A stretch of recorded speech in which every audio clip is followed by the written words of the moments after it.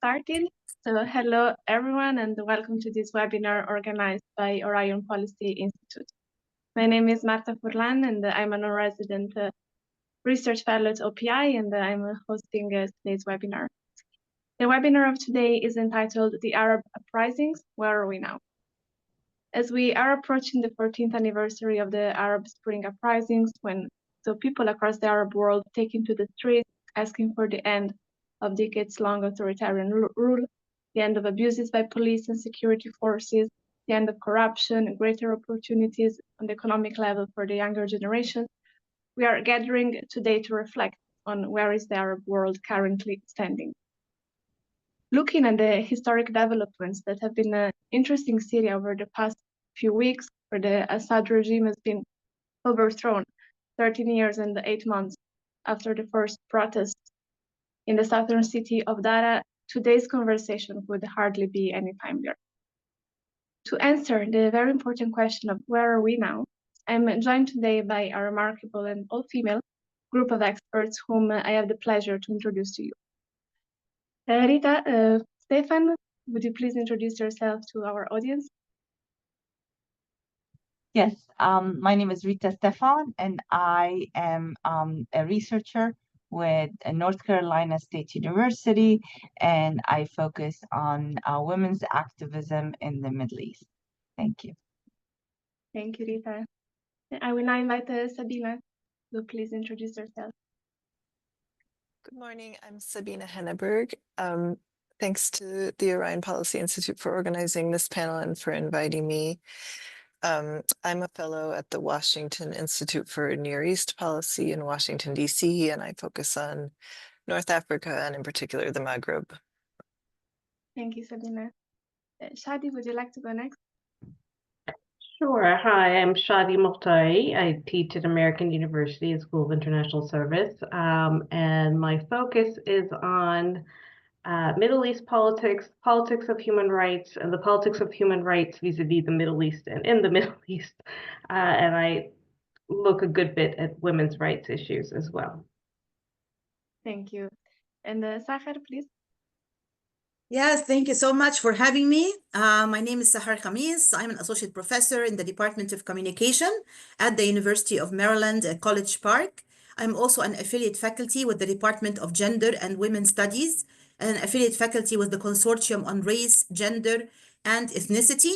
A lot of my work and scholarship has been focusing on cyber activism and the use of digital media and new media to advance social and political transformation in the Arab and Muslim world. And I have a special lens and focus also on gender and gendered issues and how women in this part of the world, in the Arab world, in the Muslim world, and in the global South at large, have been using cyber feminism and the use of digital media to advance social and political change in their own countries. Thank you. Thank you. So once again, Rita, Sabina, Shadi, and Sahar, thank you so much for taking the time to be with us today and sharing your knowledge, insights, and considerations of the Arab world. So without any further ado, I will now invite each of you to give a presentation of about 15 minutes on the topic of today's webinar from the angle of your unique expertise.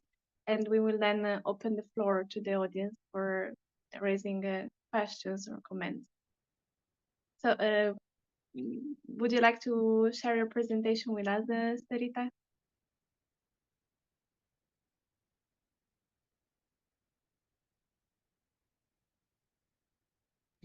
I think Sahar goes first, right? Or as you prefer. Like I think we can Yeah, go in any direction, but yeah, I'm perfectly fine with who goes first and who goes next. Doesn't matter. Yeah, I have the opportunity to share my slides, right? Yes? Yes. Okay. Thank you.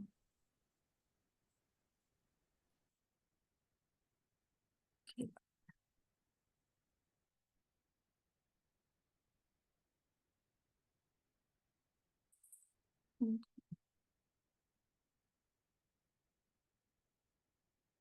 I want to make sure I can get it from the beginning. Give me 1 second. Okay. Let's see. Okay. Can you all see my screen well? Yes, perfect. Okay, very good. Thank you. So thank you so much for the opportunity and the invitation to be with all of you today in this important and very timely webinar on the Arab Spring Uprisings and where do we go from here. My presentation is about a country I'm particularly very interested in, which is Tunisia, and it's titled From Liberation to Repression, the Shifting Tunisian Political and Media Landscapes. I also forgot to mention in my introduction when I was introducing myself, I'm also a senior non-resident fellow with the Middle East Council on Global Affairs. So just to give a brief summary and overview, I will address the backlashes and detours in the political landscape in Tunisia, which has been increasingly shifting in the direction of tighter governmental control and escalating authoritarianism, and the implications of these trends on the margin of freedom of expression and freedom of the press, which are allowed in Tunisia today.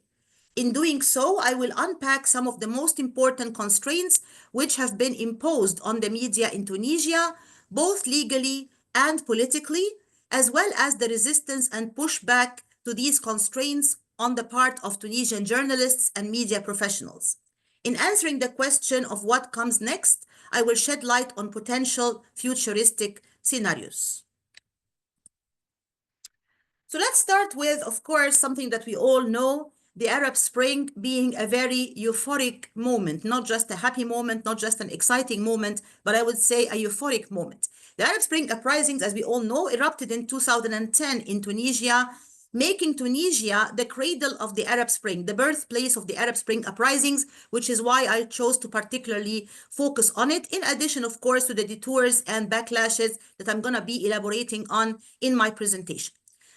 These protests were characterized by the calls for freedom and democracy, youth mobilization, and the rise of social media as organizational tools for demonstrators and networking tools among dissidents.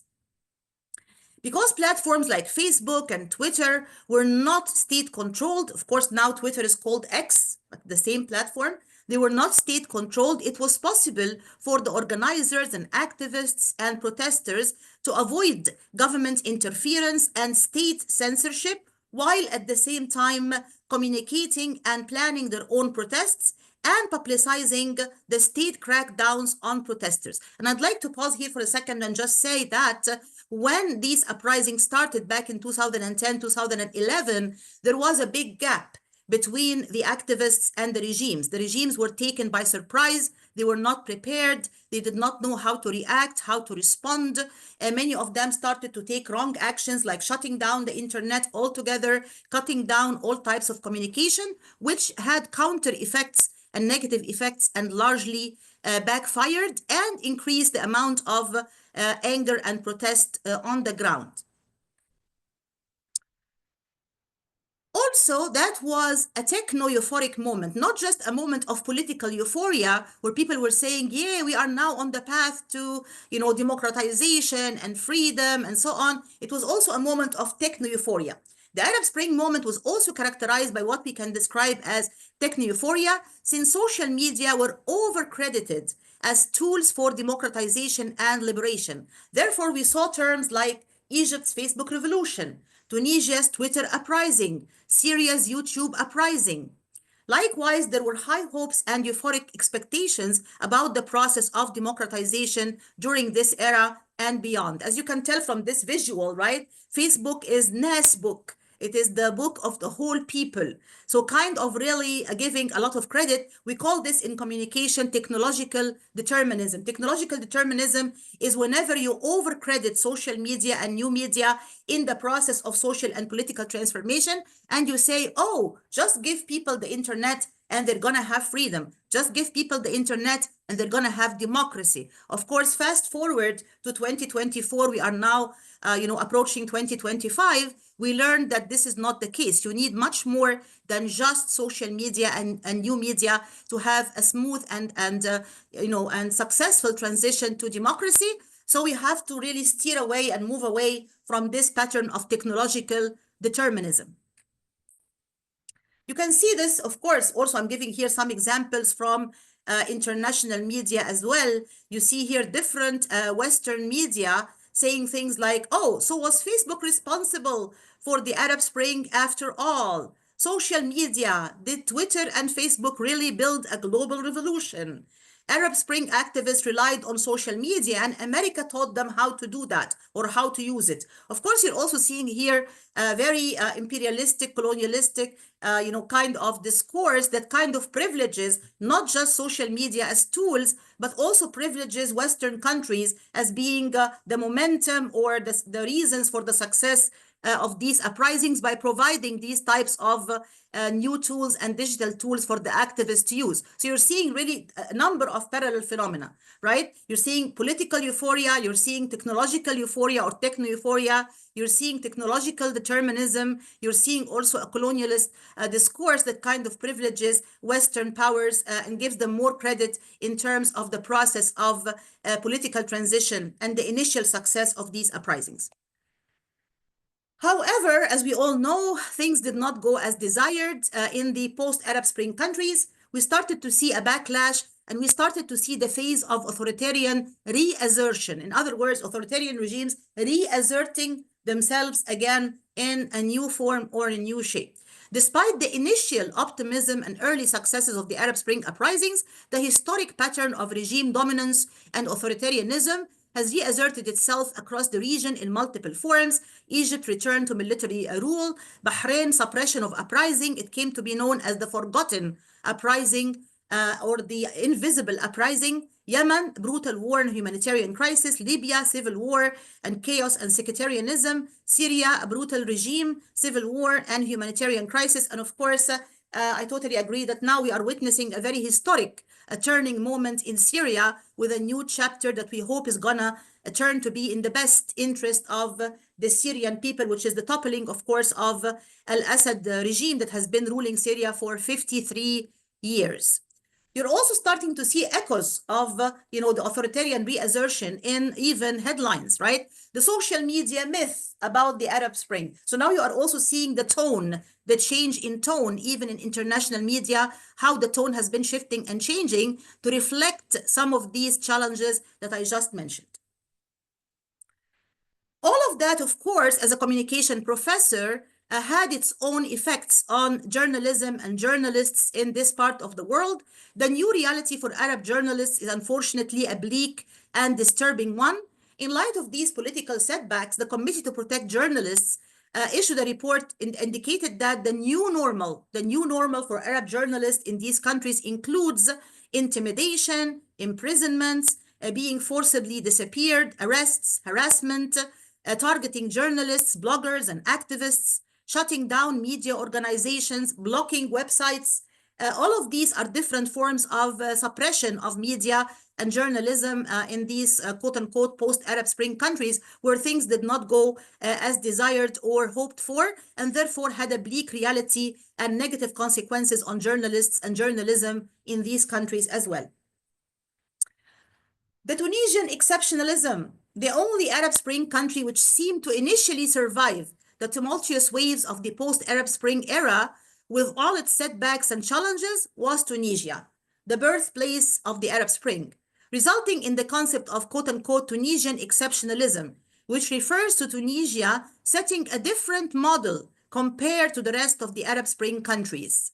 This was mainly because of the smooth and bloodless transition of power and the peaceful creation of successful alliances across ideological differences, including the Tunisian Quartet, a coalition of 4 different groups, which won the Nobel Peace Prize in 2015 for contributing to the development of a pluralistic democracy and a peaceful and bloodless transition of power. So I'm one of the people who wrote about this concept of Tunisian exceptionalism and was very much proud of it and bragging about the fact that Tunisia was really a different example and a different model and the only survivor of the waves of the Arab Spring that did not go as planned in the rest of the quote-unquote post-Arab Spring countries. However, we also started to witness setbacks in Tunisia, which led to the end of the concept of Tunisian exceptionalism, I'm afraid. On the night of July 25th, 2021, Tunisian President Kais Saied announced in a televised address the adoption of quote-unquote extraordinary measures namely the dismissal of the government, the dismissal of the prime minister, the suspension of the parliament, and the lifting of its members' parliamentary immunity. Let me remind you that he's a professor of law, so he knows exactly the law, yet he was very much challenging the law and the institutions in these types of quote-unquote extraordinary measures. Most importantly, the presidential decree number 117 of 2021 transferred the parliament's legislative powers to the head of the executive branch, which means the president of the republic. Therefore, this is a severe blow to the legal institutions in Tunisia. The confiscation of power by the president has been described as quote-unquote a presidential coup, which threatens the freedom, democracy, and civil liberties which Tunisia has been proud of after the ouster of its longtime dictator, Zine al-Abidine Ben Ali. 1 year later, on June 1st, 2022, Qais Said issued a presidential decree granting himself the power to fire judges, and he then fired 57 judges. So you're seeing here a lot of confiscation and consolidation of power in the hands of one person, in this case, the president himself, at the expense of the freedom, democracy, plurality, or the pluralistic system, and even the legal system itself. The constrained political and media landscape. Since politics and media are always two faces or two sides of the same coin, whatever happens in the political sphere always has its own echoes and impacts on the media sphere simultaneously. I always say that we cannot separate or divorce politics from media. Whatever happens in one sphere definitely has its own impact on the other. Therefore, the democratic setback in Tunisia and the end of the so-called quote-unquote Tunisian exceptionalism resulted in serious threats, constraints, and limitations in the media sphere and in freedom of the press in Tunisia as well. According to the Euromed Human Rights Monitor, it was published in May 2022, the report titled "Reporting Under the Weight of Fear." The violations against journalists and press institutions in Tunisia have escalated since President Qais Said announced the exceptional measures in July 2021. These violations include repression, detention, harassment, persecution, and restrictive decisions such as closing satellite channels and press institutions. These restrictions also included blocking or shutting down websites. So it's not just about the legacy media or mainstream media like TV, newspapers, and radio and so on. Even the new media, like different websites, also started to suffer from these types of restrictions and restraints through blocking or closing down certain websites as well. So that really started to bring a new reality for Tunisian journalists. We were talking a moment ago about the new reality for Arab journalists at large after the new phase of authoritarianism or the backlashes and detours in these countries. Now we are witnessing also a new reality for Tunisian journalists. As part of these restrictive measures, journalists reporting on the political crisis in Tunisia have ended up facing harassment, military trials, smear campaigns on social media, and sometimes official incitement by the president himself. Manifestations of assault on journalists, work on Tunisia have included closing down media outlets headquarters such as those of Al Jazeera, Al Zaytuna TV, and Al Arabi TV, detaining dozens of journalists on various charges and assaulting others who were covering protests against the exceptional presidential measures. So some of these big media institutions like Al Jazeera, Al Zaytuna TV, Al Arabi TV have been also facing different challenges, closures, closing down their offices and bureaus, cracking down on journalists, detaining some of them, imprisoning some under different charges. And let me remind you that many of these charges are oftentimes vague on purpose. They're not clear enough, and therefore they provide a free hand for the government, if you will, to crack down and to arrest or jail these journalists. The regime also exploited legal and punitive measures, such as cybercrime laws, to criminalize any journalist coverage which criticizes state officials or governmental policies, using the excuse of fighting disinformation and misinformation while spreading its own pattern of disinformation and misinformation. These cybercrime laws are deliberately vague and broad on purpose. And this is not just restricted to Tunisia, by the way. We have been witnessing this, manipulation, if you will, of cybercrime laws, so-called cybercrime laws, in order to give governments and regimes in the Arab region a free hand to crack down on journalists. We saw that particularly in the midst of the COVID-19 pandemic, but it did not stop there. It started to extend to after the COVID-19 pandemic, when the government would crack down on journalists and say, oh, you are spreading misinformation, you are spreading disinformation, and therefore we can arrest you using the cybercrime laws, which are deliberately vague and ambiguous and broad. So just a few examples. According to the Committee to Protect Journalists, on Wednesday, January 3rd, 2024, the Tunisian police raided and searched the home of Samir Sassi, a reporter working for Al Jazeera in the capital Tunis, and arrested him. According to several reports and several charges, and the outlets Tunisia bureau chief as well, the bureau chief of Al Jazeera in Tunisia, Lutfi Haji, who also added that the police also confiscated Sassi's laptop, his phone, several books, and the phones of his wife and children. And the Committee to Protect Journalists called for his immediate release. So that's a clear case of crackdown, in this case on journalists in Al Jazeera Bureau in Tunis, the capital of Tunisia. Also, according to the Committee to Protect Journalists, on December 28, 2023, the Tunisian police arrested the independent Tunisian journalist Zaid El-Henni, a prominent columnist and political commentator for the daily, I hope I'm saying that correctly, my French is not great, Émission Impossible. He had a show on the independent radio station IFM after he actually responded to a summons for questioning, according to news reports, and a journalist familiar with the case who spoke with Committee to Protect Journalists on condition of anonymity, citing fear of course, retaliation from the regime. So that's another example of a crackdown also on a journalist, just because of the content of his reporting that the government did not like. The Tunisian court of first instance charged El-Henni with insulting others on social media and ordered that he be detained pending trial. And these sources said that these charges stem from the show's content, which was critical of one of the ministers, the Minister of Commerce. So of course, you're seeing here, these are just a few examples among many. And of course, there are even more recent ones that just give you a kind of an overview of this kind of crackdown on journalism and journalists and press freedom in Tunisia.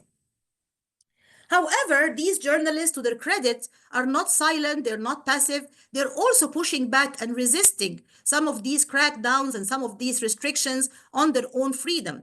According to the Reporting Under the Weight of Fear report of May 2022, members of the Tunisian press have moved from the stage of developing mechanisms for the enjoyment of rights to the stage of re-establishing and defending their existence. In other words, they're not just sitting back, enjoying the rights that they have gained after the initial success of the revolution in 2011.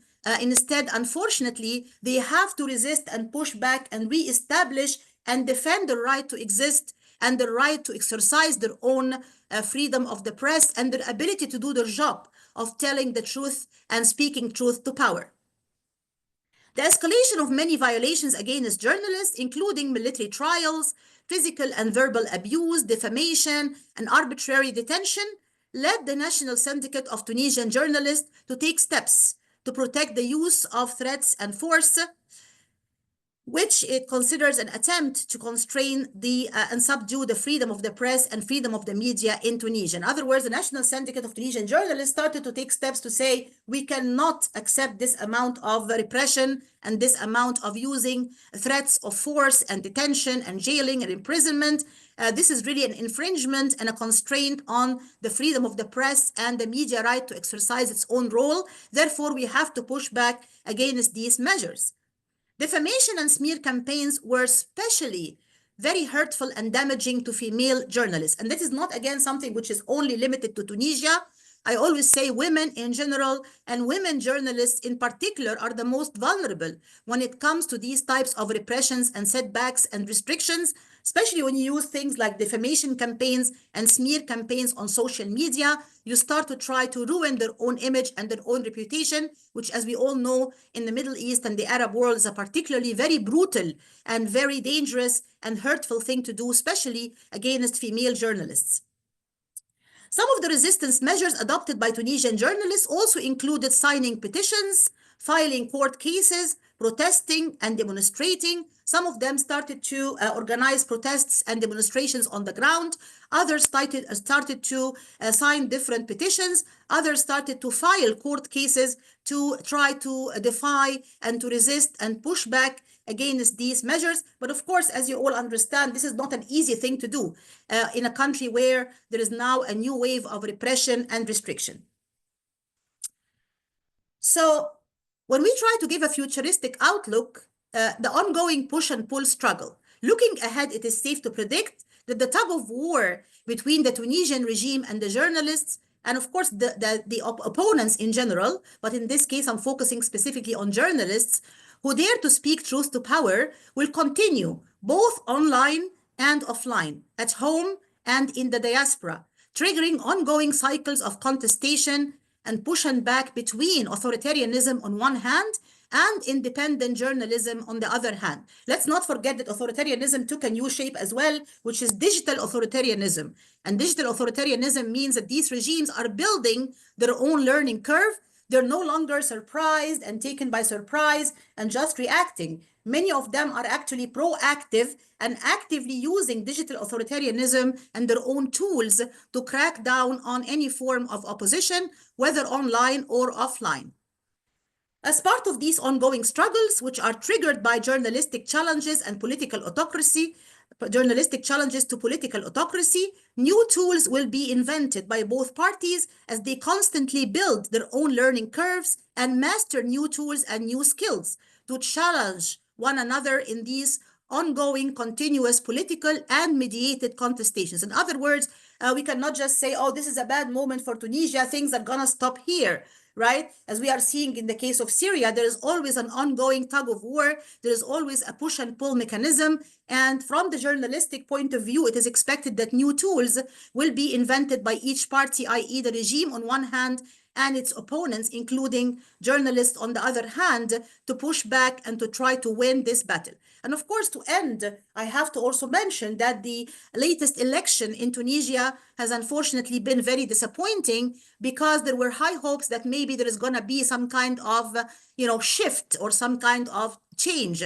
And unfortunately, because of the jailing and imprisonment of many of the opponents of the president, many of them have been, given false charges, intimidated, arrested, harassed.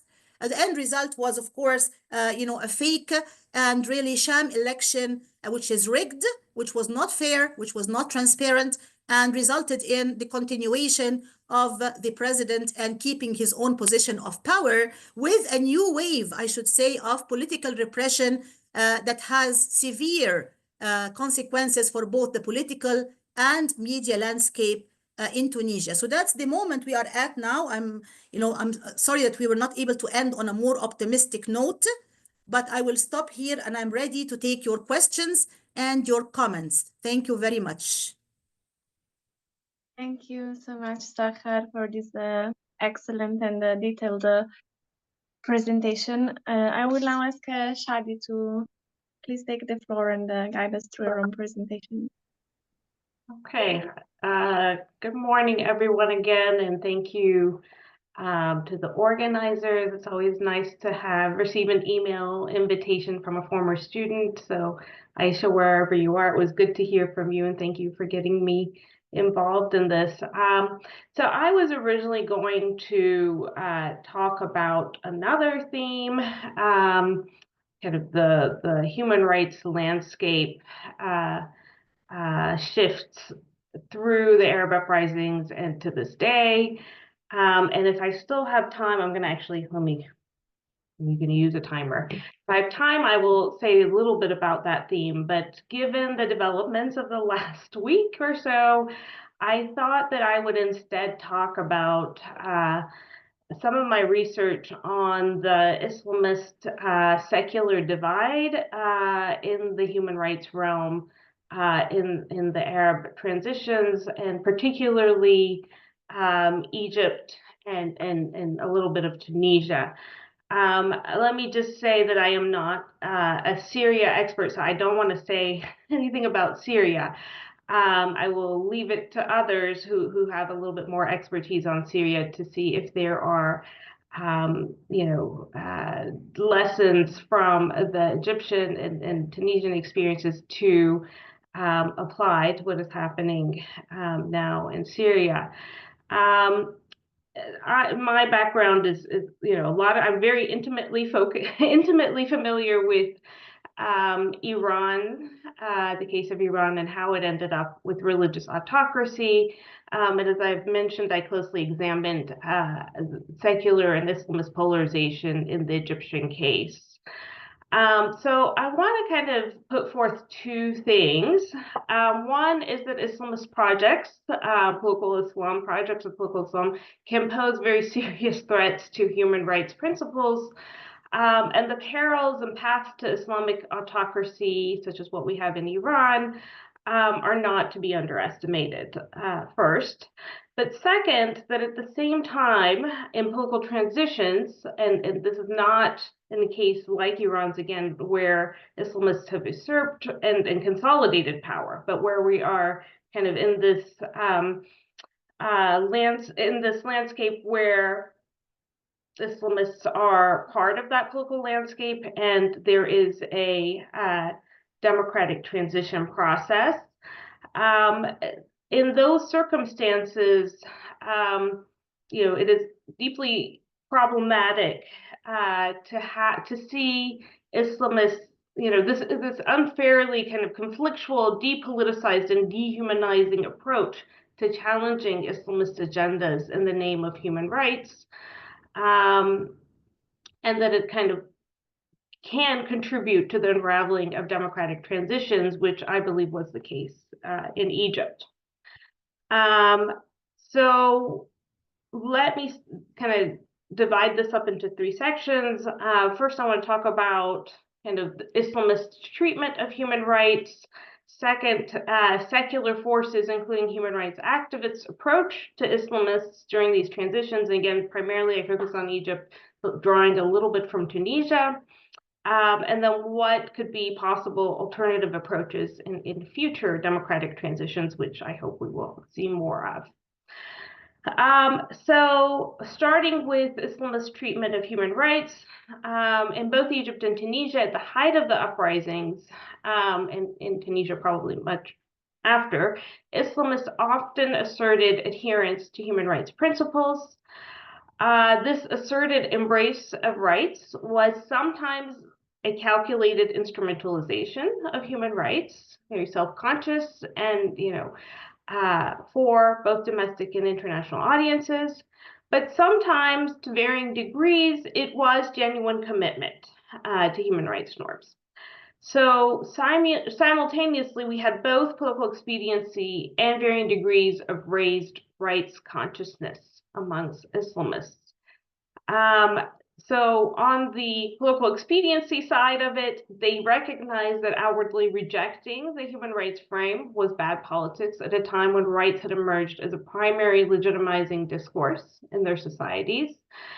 And on numerous occasions, they deployed it in bad faith, for example, in relation to abuses against Islamists, but not secular forces. But at the same time, Islamists do not live in a vacuum from their broader societies. So Islamists can shape their societies, but they can also be shaped or impacted by other normative trends. So as rights, subjectivities, and consciousness took hold in their societies at the height of the uprisings and transitions, Islamists not only quickly adapted to, but also adopted at least parts of the prevailing ethos. Yet for most Islamists, human rights in a Muslim society was different from human rights in a non-Muslim society, warranting a relativistic or contingent approach to the international framework. Their starting point was different from that of secular activists.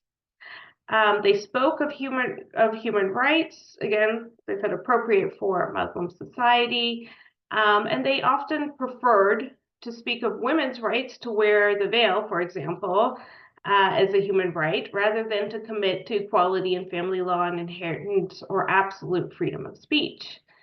And further, as Islamists gained political power, mostly in the Egyptian context and in the post-uprising transition, they not only put forth a competing discourse, Islamist discourses on human rights clearly transformed and diluted the revolution's initially largely unqualified adoption of rights discourses. Nonetheless, the combination of their asserted rhetorical commitment and the new political and social environment rife with rights talk and rights subjectivities in which they operated also presented unprecedented opportunities for consciousness raising amongst Islamists, particularly as they won elections and sat in institutions such as the Egyptian Parliament's Human Rights Committee or Tunisia's Ministry of Human Rights. In these institutions, they had to formulate human rights positions, constantly interact with human rights victims and activists, foreign and domestic. Even when Islamists' willingness to make human rights concessions waned as they grew politically stronger, these institutions provided avenues for pressuring and engaging in accountability politics and promoting social learning for better adherence to human rights norms against Islamists. Now I want to turn to how did secular forces approach Islamists in the transitions. While some secular human rights activists and political forces saw and attempted to seize the new openings for engagement and deepening Islamist commitments to human rights presented, a more vocal group of secular forces taking up a human rights banner took a significantly more confrontational approach to Islamists and their human rights stances. They largely rejected the notion that consciousness raising and social learning amongst Islamists was even possible. So when the Morsi administration invited women's rights and human rights activists to dialogues, many refused to attend. They viewed the invitation as the Brotherhood using them to project a false image of rights commitments. And this is a concern that is not entirely baseless, I would say, but also not the entire picture either. One women's rights activist I interviewed told me, why do I need to talk to them when I know what they think? Second, when Islamists made general commitments to women's rights, this group of secular activists again labeled it as kind of strategic lip service and argued that once Islam has consolidated power, they would do the opposite and essentially turn Egypt into Iran. So, the underlying view was that Islamists, when they were asserting human rights commitments, were simply not to be believed. Similarly, they refused to give Islamists credit when, in those instances, when they did take pro-human rights stances. Within its 6-month tenure, the Egyptian, parliament, the Islamist-dominated Egyptian parliament, only passed one piece of legislation on women, and it was one that afforded, healthcare to female heads of households. So it was in line with human rights, and most of these activists who were kind of in constant kind of battle with the Islamists did not give them any credit for this legislation. Had a very interesting interview with a Tunisian MP who, again, part of the secular forces, very much opposed to Nahda. And I asked about, why they did not support reparations to Islamists, reparations for, the human rights abuses of the Ben Ali era, and where primarily the victims of Ben Ali's human rights violations, and thus the people who would get those reparations, would be Ennahda members. And he said, well, it's because we don't have the funds, and there's budgetary constraints and that kind of thing. And then in the end, he said, but after all, they were not fighting for democracy. When Ben Ali put them in jail and tortured them, they were fighting to make Tunisia Iran. So that kind of really opens a window into kind of the secular thinking that you can carve out exceptions when it comes to kind of human rights standards, when it comes, again, to Islamists, applying them to Islamists. So overall, the stance they took was that Islamists were singularly a threat to women's and human rights, and they were only to be fought. So human rights kind of became this righteous means of othering Islamists and fueling polarization. And I would argue that in the case of Egypt, even dehumanizing Islamists in ways that facilitated the Rabat massacre. Islamists certainly fueled secular mistrust through their actions, but secular forces similarly fueled mistrust and polarization. And the polarized approach resulted in secular proponents of human rights framework losing important opportunities to engage with, more effectively shame and influence Islamists with respect to their human rights stances. Let's see how I'm doing with time. Okay. So the last, segment I want to talk about is what this means for future, transitional processes where Islamists are part of the landscape, part of the equation.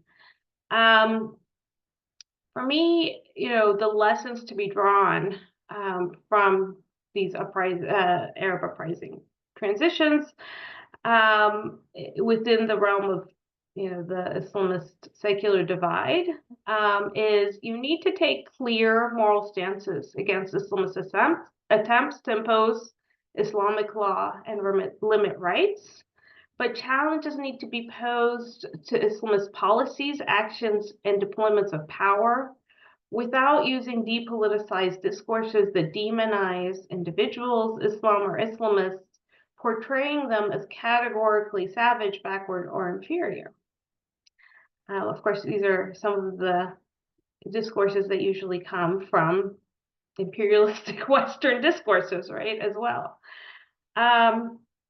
Second is to recognize that political Islam projects will inevitably pose challenges to human rights principles.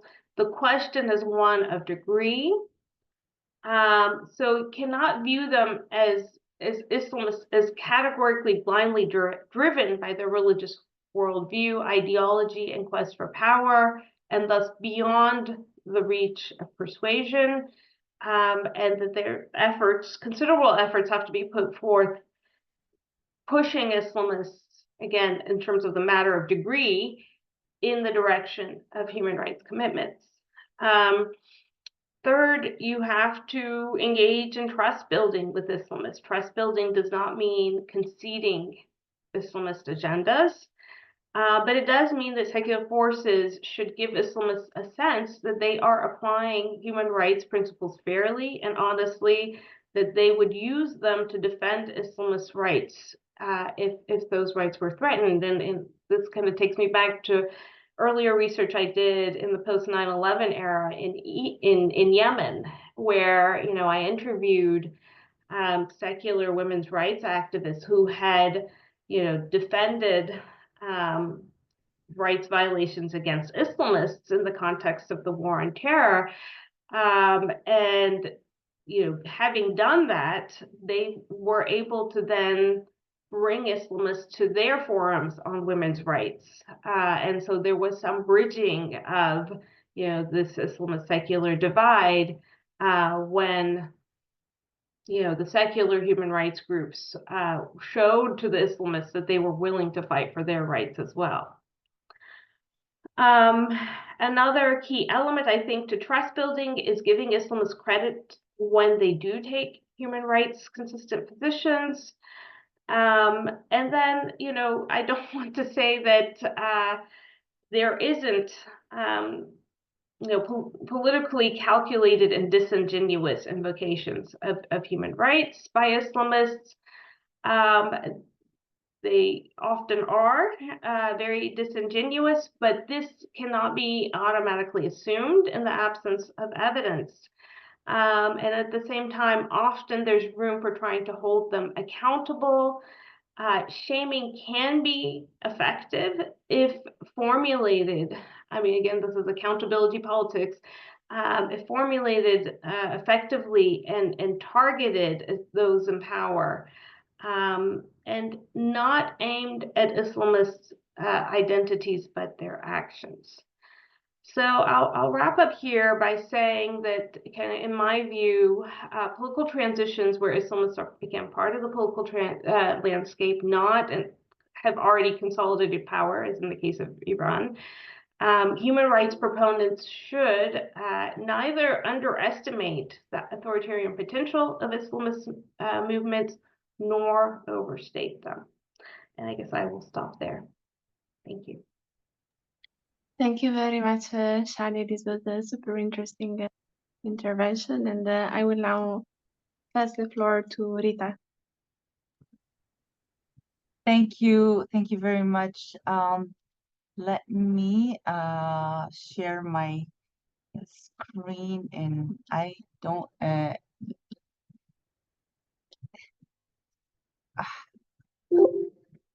Can everyone see? Okay. So I am a data person, and I will just present data. And I've been thinking a lot about, are we in a better place after the Arab Spring? And I wanted to give a gender overview. About 10 years ago, I wrote a book, I edited a book with Munira Sharad called Women Rising. And we looked at how women led were really leaders throughout the Middle East and North Africa of many of the uprisings throughout the region. And in the introduction, we reflected, because the book took 7 years to put together, we reflected and said, are women in a better place? And we said, yeah, because they were more heavily represented in many parliaments. They were more heavily represented in many local councils, city councils, etc. So we were hopeful. So today I thought, let's take a bigger picture and see how does the region look. And said, okay, let's look at generally, how does the world look like? And I looked at the Economist and Intelligence Unit, and if you look, the first thing they had on their first page was charting democracies ups and downs since from between 2006 and 2023. And you'll see, generally speaking, democracy has been on the decline globally, and our region is not any better. Democracy is declining in the Middle East and North Africa, and when democracy decline, women's rights decline. I don't know which one causes the other, but let's see. I don't know how to. Okay, this is overwhelming, but I'm gonna walk you through it one by one. This is something called risk index that I play with often, and what I will show you what I do, and that is I take all these indices and mumbo jumbo put them all together, and I normalize them between 0 and 1. 0 is the worst, 1 is the best, and then I just sort them and put 1 on the top and 0 at the bottom, and then color code them. 1 is green, and then 0 is red, and then grades between green and red. So you get lots of like shades of green and shades of yellow and shades of orange. And this is the region. So I'm just giving you now like the color schemes of my insanity. And if you look, so what do we have here? From left to right, there's the index of happiness, and whatever is empty is, we don't have data on this. All right, so from left to right, index on global happiness, global fragility, state fragility, perception of corruption, global peace, gender gap, the form gender gap, women, peace and security, and I use an Economist Intelligence Unit Democracy Index because I like that better than the DMV. And then I take all these ranking and scores and normalize them within that index from between the countries to say, so the fragility, which country is the most fragile? It's Syria and Sudan in 2024, and which is the least fragile will give you UAE.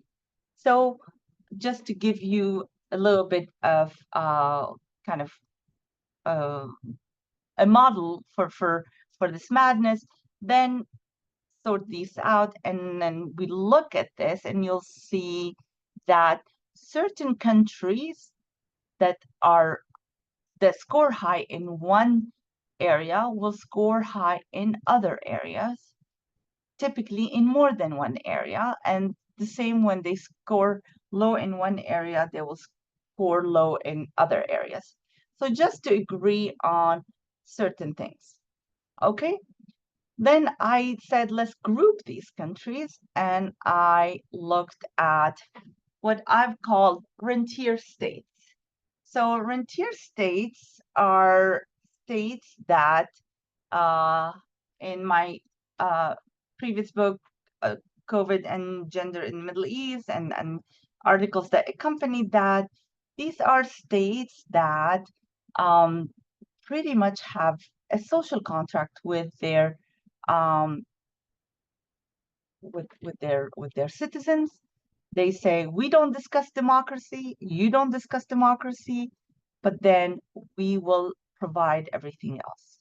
We provide the stability. So fragility is high in these countries. Peace is high. Women, peace and security, women are provided for.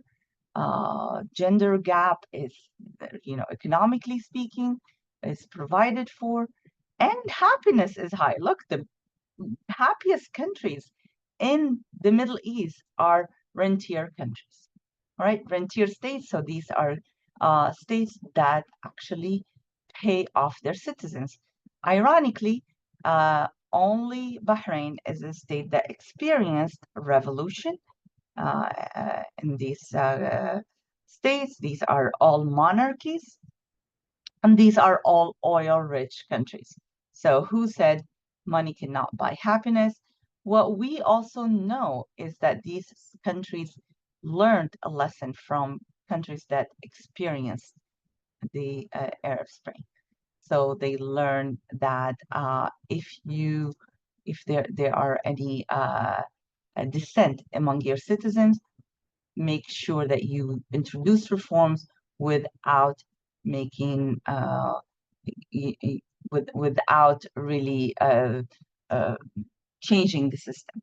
Now, and really an interesting case is Saudi Arabia, because this is the case. If you look at their democracy index, where they stand, it's pretty low. They're almost red, right? And I don't want to even bring up Mohammed bin Salman and his role in the democracy and what he's doing, but we'll see some positive outcome when we talk about women and leadership. And but generally speaking, if I want to look at where women stand in rentier states, I would say that actually, there is a social contract between the state and women in rentier states where they there is a trade-off that we will give you some certain guarantees, but you will adhere to the social norms and some of the concessions that we ask you to do. We move to the next. If we go back to this, now we're looking at the next tranche of lots of yellow. So the lots of yellow, I used to put Lebanon in here, but Lebanon has just given itself really just a great disservice. I still put Tunisia as the highest hope, despite Sahar, I agree with you. But it's still the #1 democratic country among the Arab states in the Middle East, and Morocco #2. But its status has declined tremendously. Yet on every other score, it's not a lost cause. These 4 countries, despite Morocco and Jordan being monarchies, these are reforming. Jordan and Morocco are reforming monarchies, and Tunisia and Algeria are countries that are have experimented with democracy. And I say Algeria as well because of the Iraq, but Algeria has its own form of democratization or liberalization, right? But when it comes to gender, we'll see in the next few slides, things are not looking good. But regardless of all this, these are countries I'm not giving up on. You'll see why, because these countries, I'm going to call them the failed states. Why? I'm putting Egypt with them because over the last 10 years, almost on every indicator, things have gotten worse. And not in terms of stability or peace, but really in terms of civil rights, in terms of the situation for the average individual. Lebanon has been on free fall, and so has Iraq.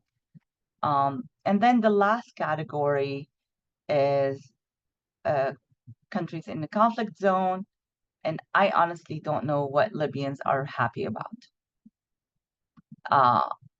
So with this, and this is Palestine before, I think, October 7th, this index.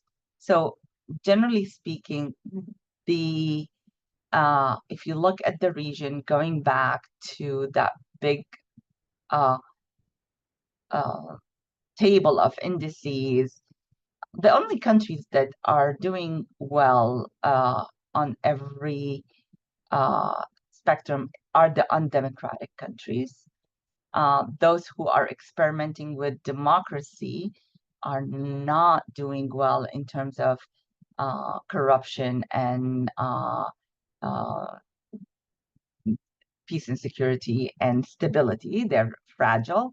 And those who were actually protecting or at the forefront of civil liberties like Lebanon have experienced free fall, and conflict countries have just gotten deeper into the trenches. So this is 2024. Welcome to 2024. Let's look now at women's situation. I want to only 16.8% of seats in national parliaments are held by women. These remain the same since 2014. So we did see that bump since the before the Arab Spring. So pre-Arab Spring to 10 years after the Arab Spring, we saw a bump, but then after the Arab Spring to today, no change. In fact, we see a decline. The bump will tell you. I'll show you on the right. Where did we see an increase again? Those are the rentier monarchies in the Gulf. UAE has so on the right we have women in parliament. And those are the ranks. 2010 are the ranks of states for women in parliament. 2010, that December 2010, that is the eve of the Arab Spring, and 2024 as of last month.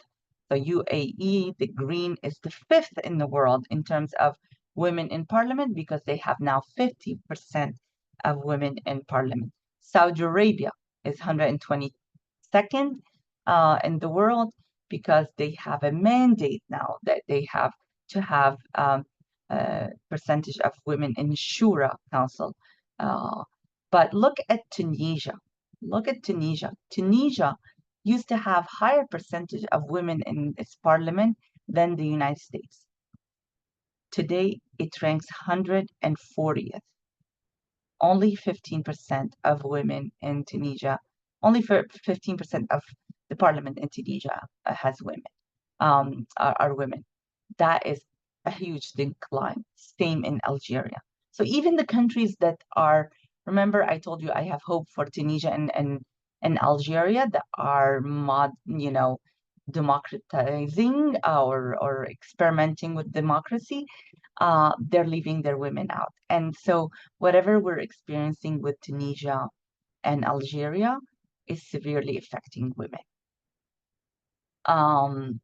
Lebanon, you'll see later, they have the right attitude, the wrong execution.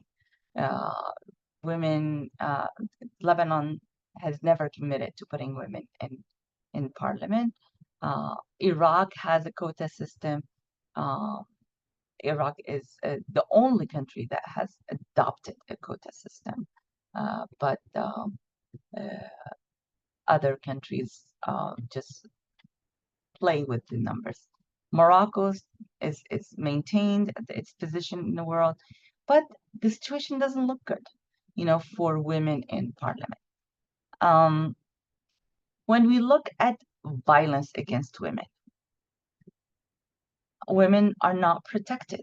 By the time they're 19 years old, roughly 1 in 5 adolescent women, girls in the Middle East and North Africa, have been in a relationship, have been physically or sexually abused by a current or former partner. 1 in 5. When asked by the Arab Barometer in 2022 if violence against women has increased, stayed the same, decreased, or never been a problem, as high as 82% in Iraq say it has increased or stayed the same. And across the board, over 50%, close to 60%, has increased or stayed the same in the last 12 months. So violence against women is on the rise and not protected. Only Morocco has laws that in place for violence against women, and that are not implemented. So violence against women is not punishable by law and across the board. So I said, okay, is there any hope? So I have some hope for you. If you look across the board here, again, this is Arab Barometer, and they asked, do you think men are better leaders than women? Generally speaking, attitude have slightly shifted to say yes, except in Morocco.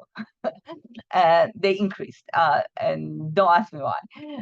But if you compare to before the Arab Spring and today, so before the Arab Spring, I'm looking at 2011, and today 2022. Generally speaking, we have about 10% decrease in those who believe that men are better leaders than women. What does that mean? In around the time 10 years after the Arab Spring, there was deep decrease in people who thought that men were better leaders. There was more trust in women and women's leadership and women's ability to make decisions. That is no longer that trust is deteriorating. And then when asked today, do you think that educating male is more important than educating female?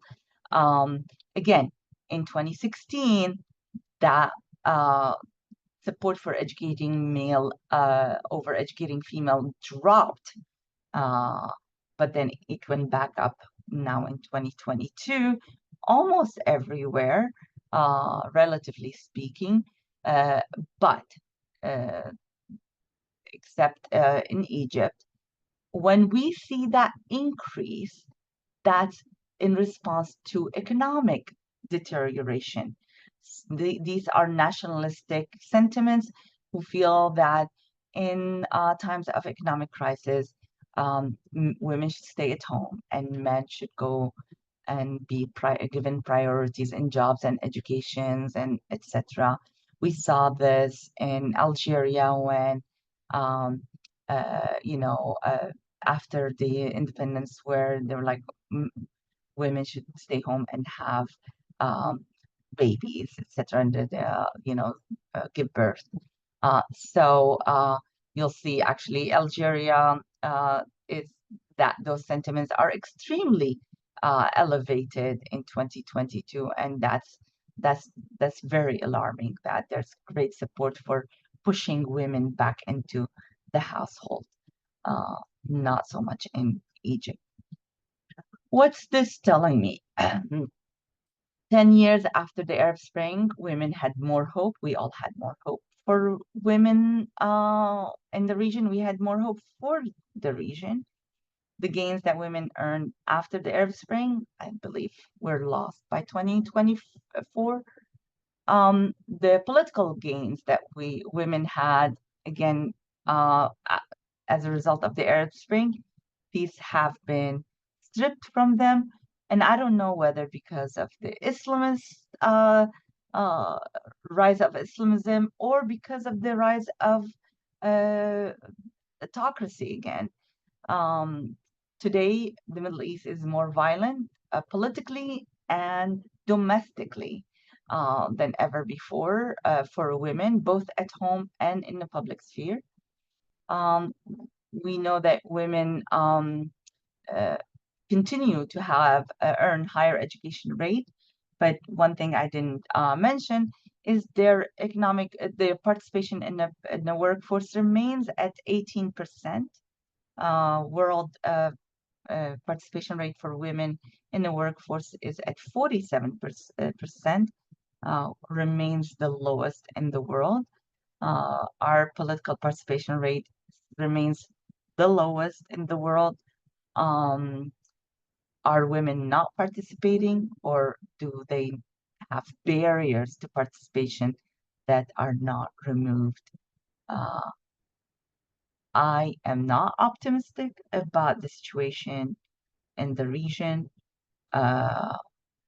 today on the eve of the fall of the Assad regime. It's an end of an era in Syria, but what the future holds for Syrian women is yet to be determined. Thank you. Thank you, Rita. This was an excellent intervention. And I will now invite Sabina to share her thoughts with us.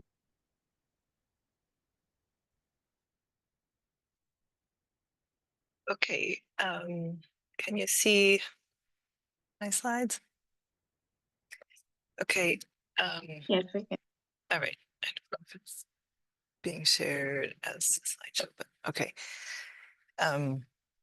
Well, thanks. It's an honor to follow all these very interesting interventions. I think the title of my remarks was billed as something like, are we on the brink of another Arab Spring? So I just want to sort of say from the outset that I'm not going to argue yes or no to that question, but instead just kind of use think about what we can learn from the events of 2011 and in the years since, like the other panelists, to then think about what might lie ahead. Use that to think about what might lie ahead. I basically hope to suggest that North Africa, at least, and I'm going to be focusing on 4 countries, Morocco, Algeria, Tunisia, Libya, are facing a very complicated set of dynamics. And it's very hard to predict what direction things will take.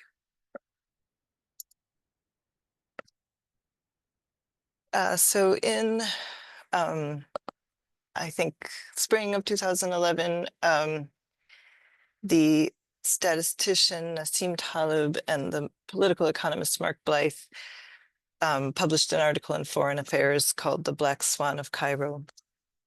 And Blyth and Taleb were writing, of course, in the wake of the unexpected events in Egypt and elsewhere, in the Middle East and North Africa, but also in the wake of the global financial crisis that had begun in late 2008. And Blyth and Taleb argued that in any system, like a global financial system or a national political system, there is an inherent amount of volatility that is natural and healthy. And to try to suppress all volatility is more of a recipe for a very disruptive explosion, like what happened in the Middle East and North Africa. And so their article was really an indictment of US policy and Western policy towards dictators like Mubarak, who were, unpalatable in a lot of ways, but at least there was no upheaval or unrest. And of course, what came in early 2011, late 2010, Tunisia, early 2011 was very disruptive. So I bring this up not to suggest that we're looking at similar conditions where we the West, think we have helped create or support a situation of stability and that something is brewing underneath. But more to say that things are not always what they appear. And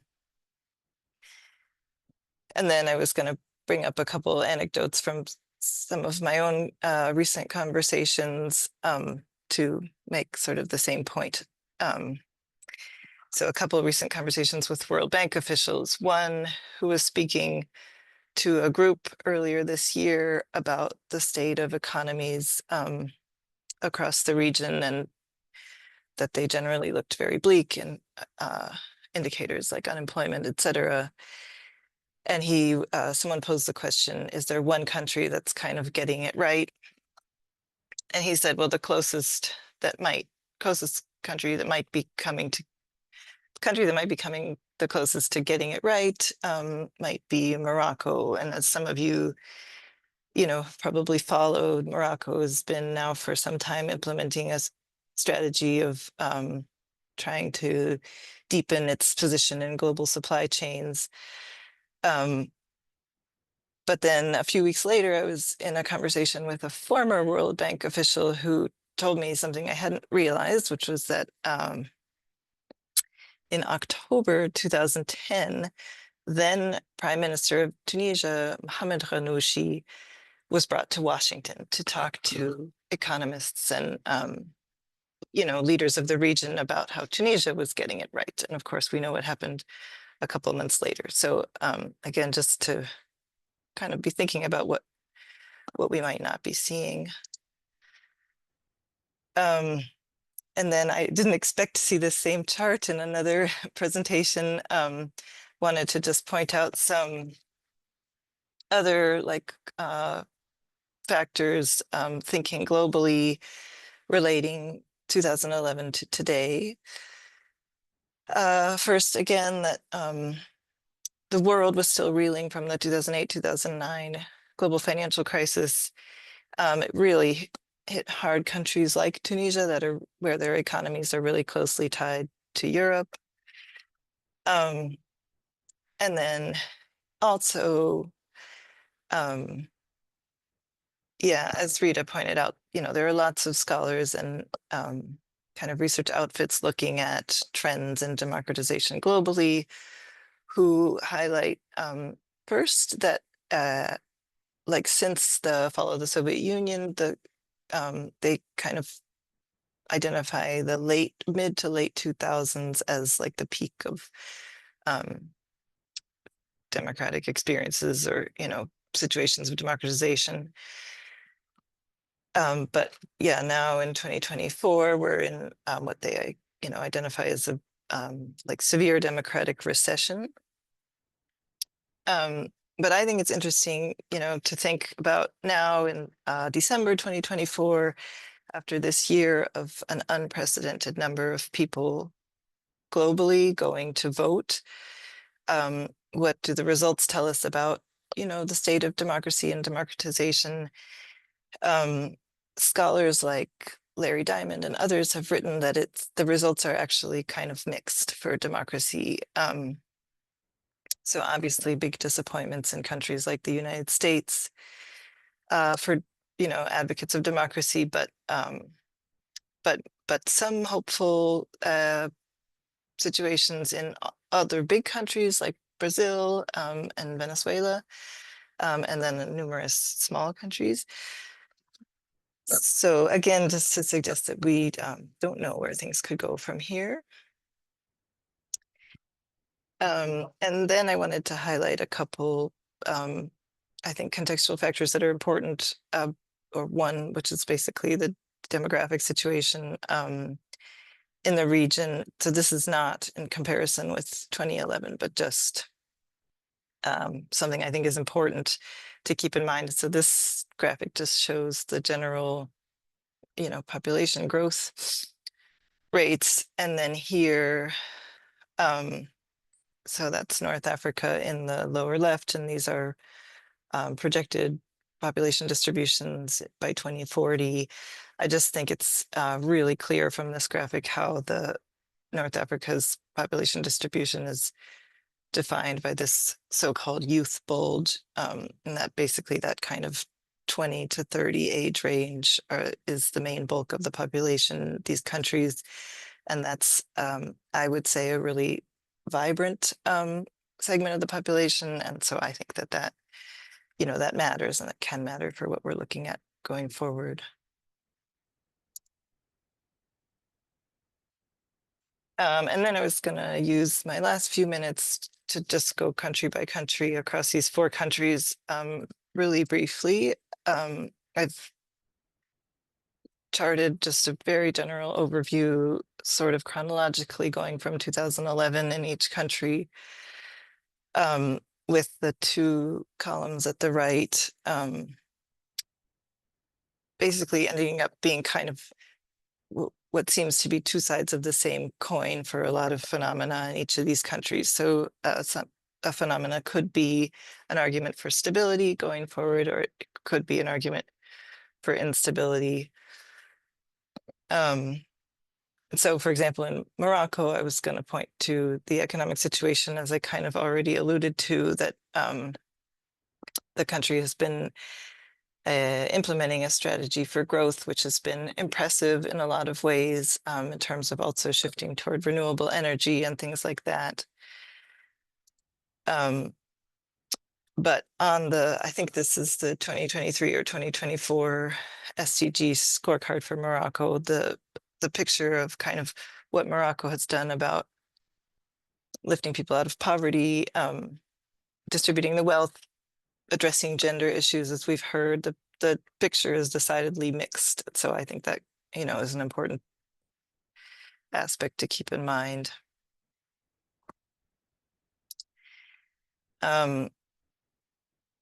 in Algeria, I was going to point to the 2019 Hirak protests because, as you know, one of many aspects to watch. Because, as you know, as all of you know, these protests were part of a so-called sort of second wave of uprisings in the region.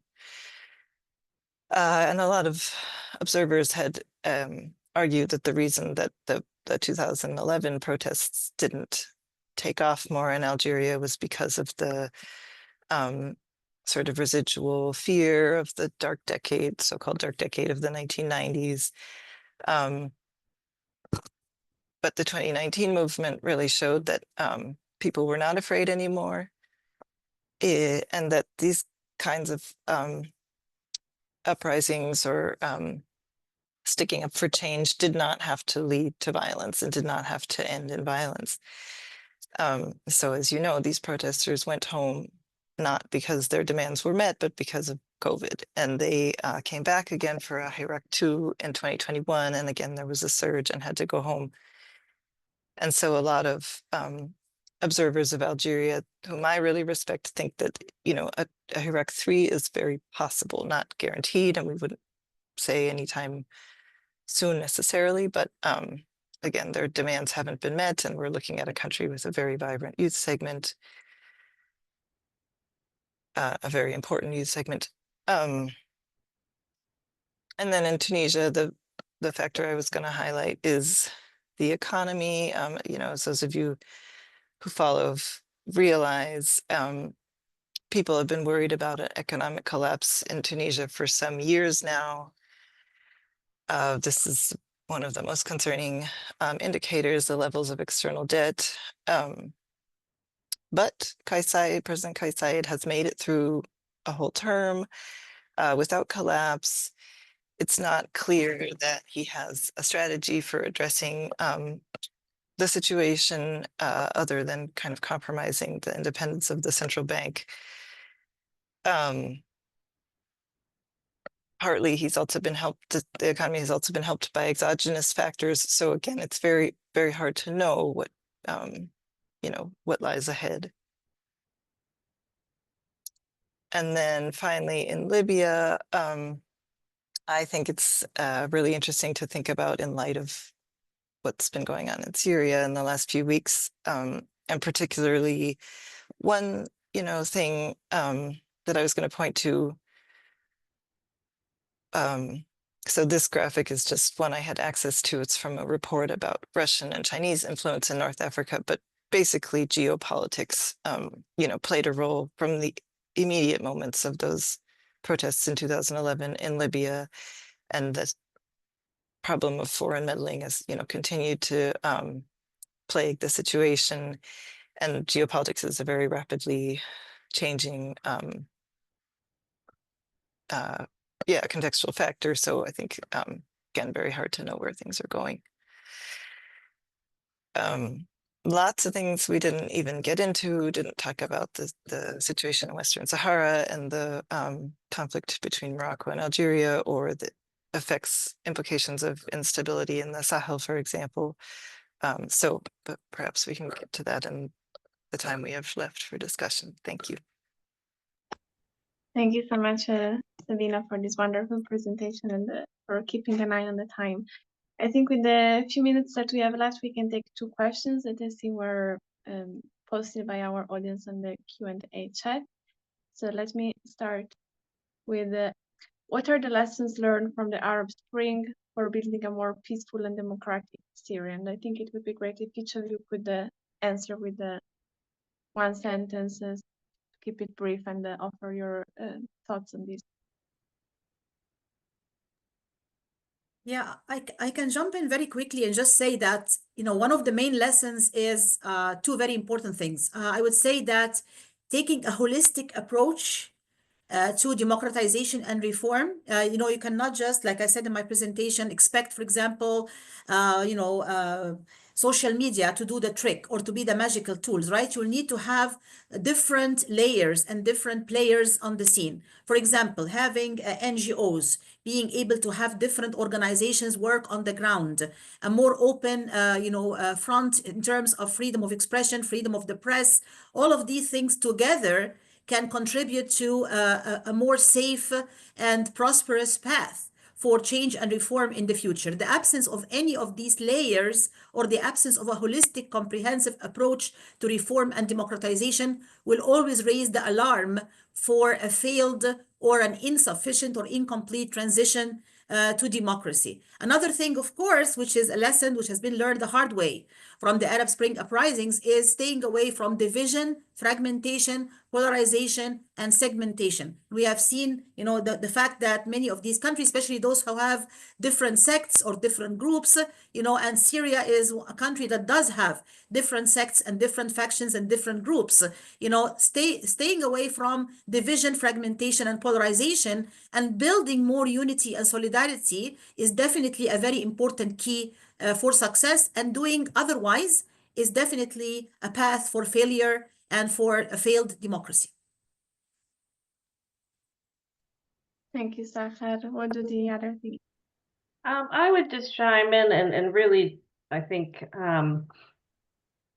follow what Sahar just said. I think polarization and also, state sanctioned polarization or bad actor sanctioned polarization, directed polarization through misinformation online a lot of times creates what I have called in other research I've done a sort of moral maze, right? Where people just cannot make sense of who is a good faith actor, who is a bad faith actor. And they really have to step back from the politics and just not pass judgment. And there's that's a recipe for unraveling of these projects for political opening and political change. So I think polarization is very key, or avoiding it. Yeah, I would agree and point to something basically embedded in what both Sahar and Shadi said, which is, I've just thought about the question of how transitional justice was handled in cases like Libya and Tunisia. Basically caution against sort of sweeping harsh measures against a past regime, and trying to use more inclusive measures based on listening and things that at least initially Tunisia looked like it was sort of opting more for. If I can add to what my colleague said, a democratic transition cannot occur without also an economic transition. And I think all the countries suffered from economic pitfall where the economy could not support the new form of government, as we saw in Tunisia specifically. Thank you to all of you. And finally, this I guess is more oriented towards Rita. We have a question on how can future uprisings or movements in the region better center women's voices and demands? I remember in one of the conferences, someone said, if the quota system works for Belgium, and if it's good enough for Belgium, it's good enough for us. We're not better than those countries that adopted it. I don't know why the resistance of women in our region to say why we don't want that forced representation. No man is going to say, no, please, I'm going to take a step back. Please take my seat. That has never happened in history. And no man is going to say, I will agree to have 50-50 representation or, 30, whatever representation. Right now we don't have agreement among women for quota systems, and I don't understand that. Really, in order to have better voices and better representation, better demands, we need to write that into the law. And the Tunisian law is a great example. It's not a perfect system, but it's better than what we have anywhere else. Tunisia and Morocco are ahead of so many countries, even in Lebanon, where, you know, we have 16 different laws for 16 different, you know, sects, and women's rights suffer the most. So it needs to be in the law. If I can just jump in very quickly, just to say, you know, I agree with Rita. I will also add the problem of tokenism, right? In some cases, women are just placed in a tokenistic role where they don't actually add something to the scene, right? Or add something to the mix. That is something that we just have to be aware of. I'm not against the quota system, and the example of Tunisia in that regard is a good one, a successful one, but we should also be aware of the problem of tokenism. And we also need to build more solidarity between women's movements across the board, across ideological differences, whether they're Islamist, secular, left, right, you name it, within the region, and also solidarity with international organizations of human rights and women's rights internationally and globally. I think these are also key issues for improving women's status in the Arab world, because we all know that once things go in a bad direction, the first victims and those who suffer the most are marginalized groups, including women. Thank you. Thank you for these excellent and well thought answers. I think with this, we are concluding today's webinar.